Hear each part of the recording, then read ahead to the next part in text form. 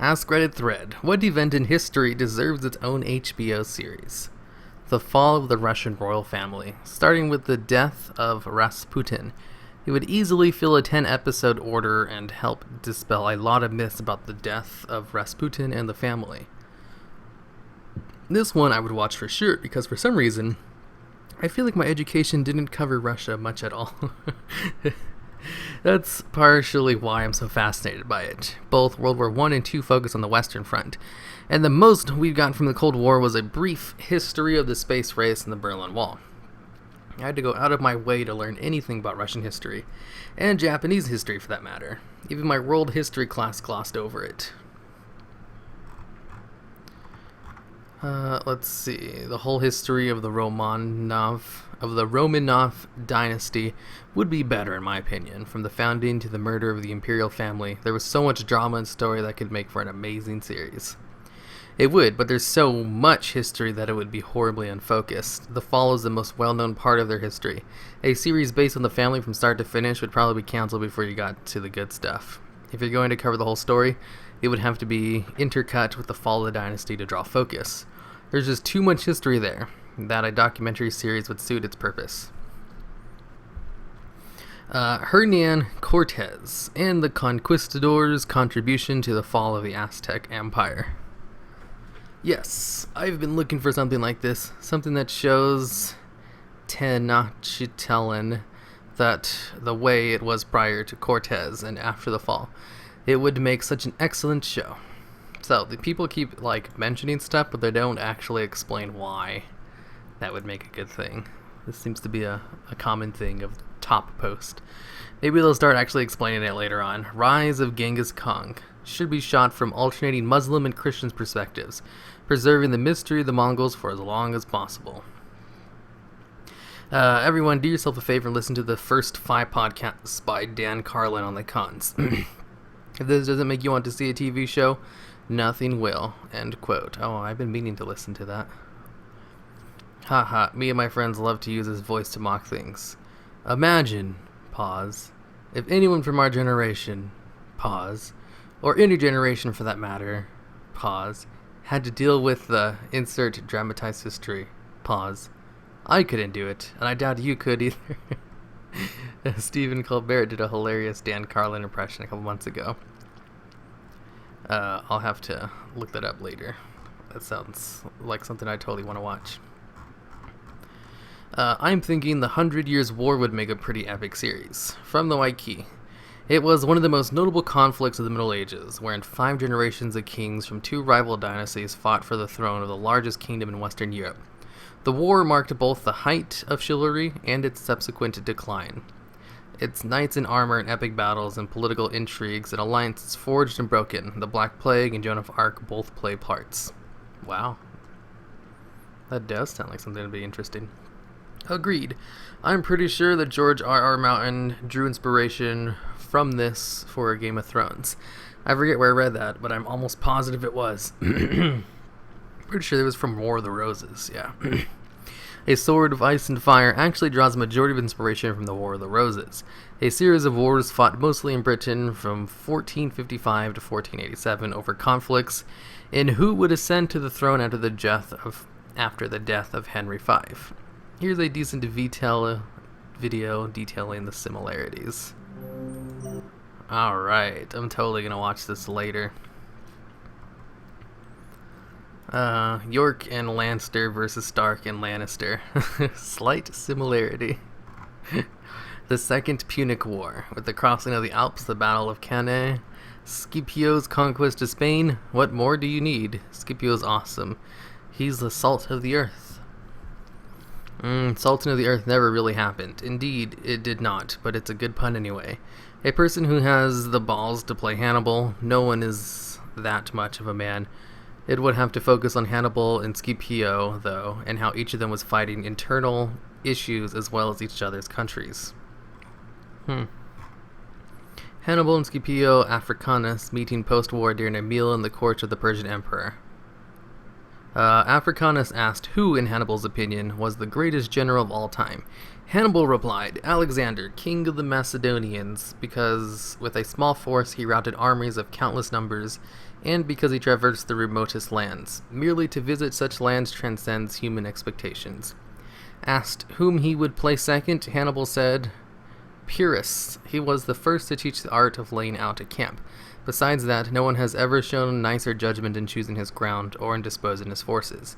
He always had the art of winning men to his side, so that the Italian peoples preferred the overlordship of a foreign king to that of the Roman people, who for so long had been the chief power in that country. When Africanus followed up by asking whom he ranked third, Hannibal unhesitatingly chose himself. Scipio burst out laughing and said, What would you have said if you had defeated me? In that case, replied Hannibal, I should certainly put myself before Alexander and before Pyrrhus, in fact, before all other generals. This reply, with its elaborate Punic subtlety and this unexpected kind of flattery, affected Scipio deeply, because Hannibal had set him, Scipio, apart from the general run of commanders, as one whose worth was beyond calculation. Livy, The History of Rome and Its Foundation. That actually makes me kind of want to know more about that history. The discovery of the New World, rather the space race-esque competition that was going on between countries to establish colonies on said land. Spoilers, the Native American tribes all lose. Fuck it, I'd like to see a series based on intertribal warfare and politics between Native Americans before the white people came. Like Vikings, but for Native Americans. And then watch as it gets big budget and suddenly is an AU where they won. I was thinking along the lines of a good series and would be the main characters first seeing the white people on their boats. So like Apocalypto, but longer. I'd watch that. Ooh, that does sound like a good movie. I would love a historically accurate representation of an early American colony. New Zealand too, former capital and now small tourist town in the Bay of Islands. Russell was known as Hellhole of the Pacific.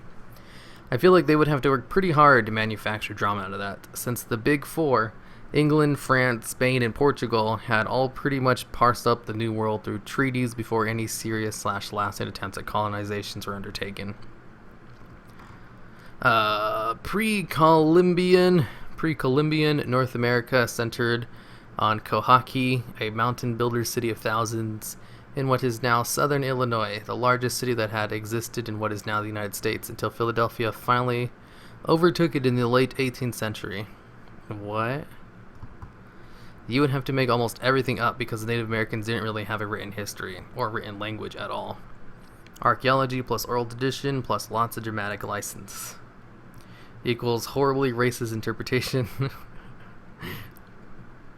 Definitely has to be the French Revolution. The entire ordeal with King Louis the 11th, I think that is. XVI, that might be the 14th. And Marie Antoinette is pretty much a drama in itself, and the political corruption of Rosenberg and his cult of the Supreme Being can all help to make the series interesting. This is my top choice as well. I'd even be very interested in seeing One on the Rise, Reign, and Fall of Napoleon Bonaparte. This whole relevant short area in French history is so fascinating. Didn't know that all take place at the same time. Around the same time, I should say. The Diamond Necklace Affair. Tell me that doesn't have HBO written all over it. Ahem. The Diamond Necklace Affair. How a cardinal, a con artist, and a bunch of hookers brought down the French monarchy and created modern Europe as we know it. The story starts in 1772 with King Louis the 15th and his infatuation with Madame du Barry. Infatuation may not be a strong enough word for the king's feelings here, but love seems too poetic. So, infatuation, or at least the desire of a 6-year-old man to bed a woman nearly 30 years his junior, can inspire strange deeds. In any case, for a number of reasons which surely didn't sit well with the king's advisors, Louis XV decided he needed to give his favorite mistress a gift. And so, he commissioned a modest necklace for her. And when you read modest here, you should think of something that wouldn't look out of place in the Smithsonian. Upon receiving the commission of the Parisian jewelers Bohemer and Passing set out to procure the the request shit ton of diamonds and undertake the not inconsiderable work of assembling them into what is best described as a series of tasseled diamond ropes. Needless to say, this put them both in debt up to their proverbial eyeballs. Given that he commissioned the piece, Louis XV might have been of some assistance in the procurement of such a large quantity of rare stones, but he was busy dying of smallpox and was therefore of little help. The death of Louis XV passed the French throne to Louis the Fourth, or is that the 16th?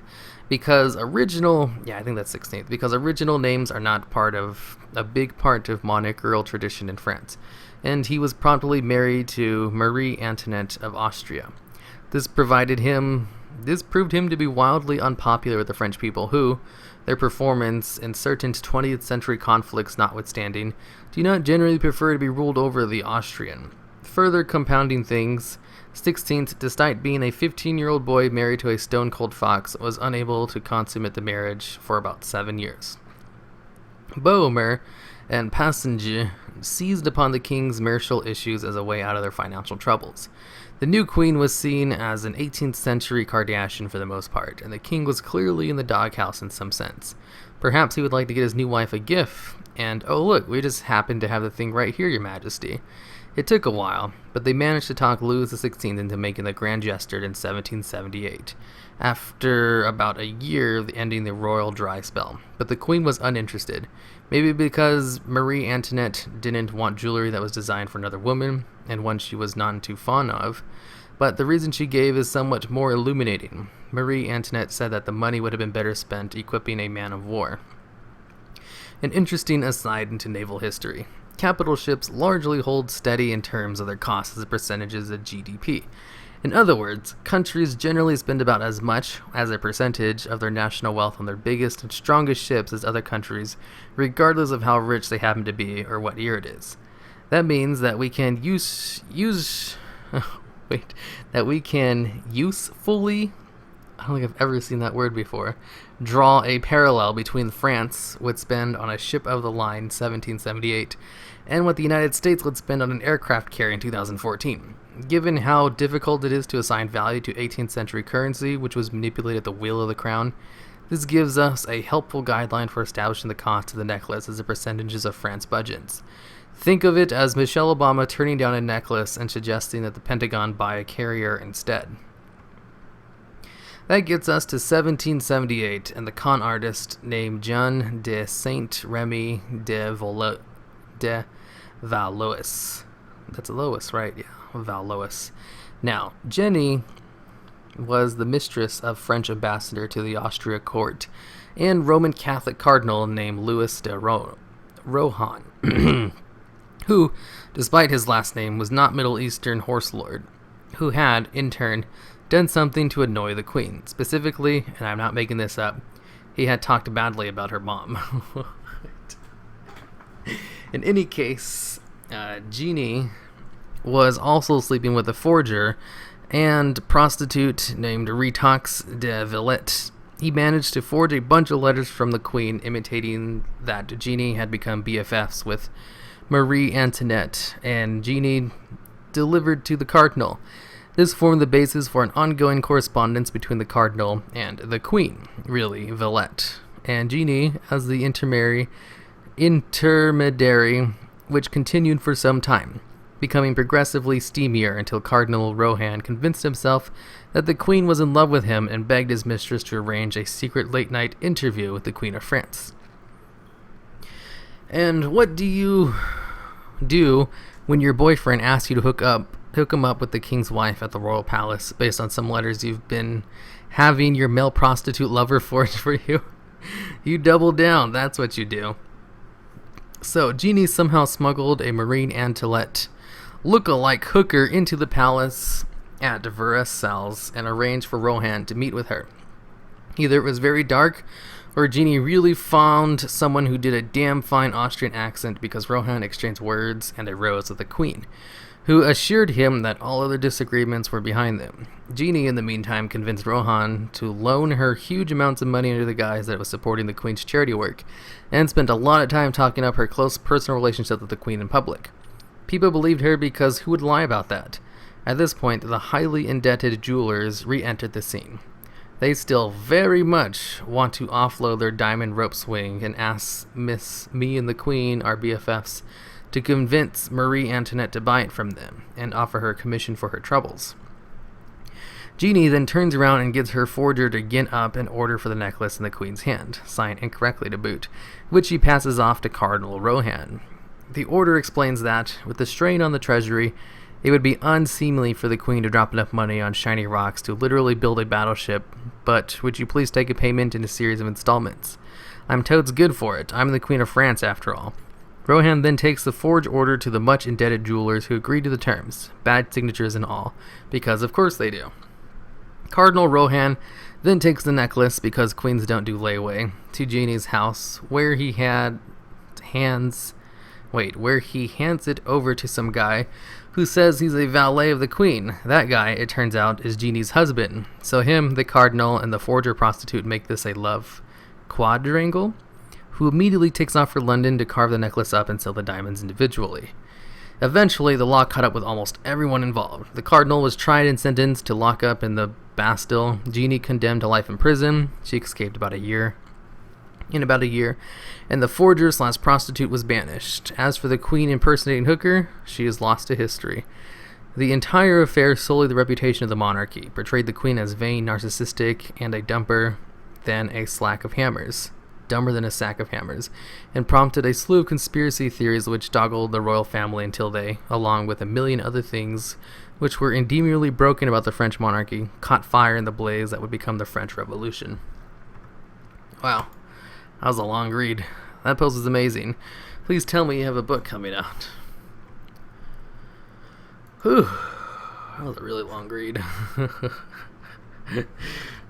Okay, so the gist of it is the previous king commissioned a super expensive necklace that cost as much as a carrier, and he died before they finished it, and the new king didn't really want it, so they tried to give it to the new queen and try to get some compensation for it, but she didn't want it either. And then this guy or girl who was trying to con a cardinal by pretending to be the Queen got him to pay for it, and then they stole the necklace and cut it apart.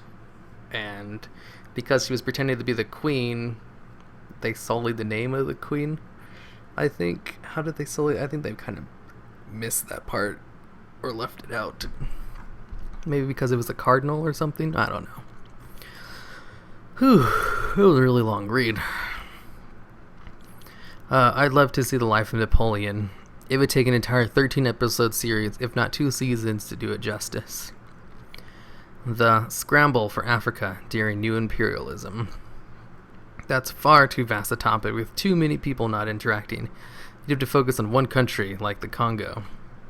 The Great Emu War in 1932 Australia. Without a doubt, the greatest war in record human history. The emus won. No, I've fallen for Australian bullshit too many times. I know this is fake. I'm afraid it is quite real. I still don't believe this. There's proof right there, and I still don't believe this. The Emu War, also known as the Great Emu War, was a nuisance wildlife management operation undertaken in Australia over the latter part of 1932 to address public concern over the number of emus said to be running amok in the Campion district in Western Australia. The attempts to curb the population of emus, a large flightless bird indigenous to Australia, employed soldiers armed with Lewis guns, leading the media to adopt the name Emu War when referring to the incident. The attempts were not successful. That's funny. The Crusades would be sweet. Show it from all perspectives, including the Hashashins, the assassins. So the second and third Crusades, then. Yeah, but like the prequel spin-off about the first Crusades. Yeah, but with like a prequel spin-off of the first Crusades. The Black Plague. There's already plenty of shows/films with the disease sweeps the world and characters in question. Problem is, the disease, more often than not, is the cliche zombies. The Black Plague would be different, though, as no one is a zombie, and the disease isn't super spooky, hidden, contagious. Also, a Plague Doctor character would be badass. The Korean War. I don't think there's been a lot of talk on TV about it besides MASH. How about some frontline fighting? All of them. I'd watch the shit out of anything historic on HBO. I love B.O.B., Generation Kill, John Adams, and the Pacific. But if I had to pick one event, I'd love to see the conquest of Alexander the Great. Ooh, that'd be pretty cool, too. The Nika riots. Constantinople, 532. Chariot racing hooligans, gang street brawls, spilling out over the hippodrome and into the streets into the palace. All decked out in bright silk gang colors, bringing the empire to the brink until, well, I'd hate to spoil the ending. Flashbacks. Don't forget, HBO loves the nudity. No, even better, the Nika riots as fame. The real drama could be the dichotomy in the backgrounds of the Emperor and the Empress. Purple really isn't the best color for a funeral, but it would be the most entertaining. I don't know what any of this is. Nice try, HBO intern. Band of Brothers style set during the Vietnam War. I think it'd be interesting to see how the personalities of drafted soldiers were different from those who actually enlisted and how they interact with one another. The Things They Carried by Tim O'Brien would make a good series. Whew. Let's see, I really need to stop this. I need to get a drink of water. I'm losing my voice. Too much reading.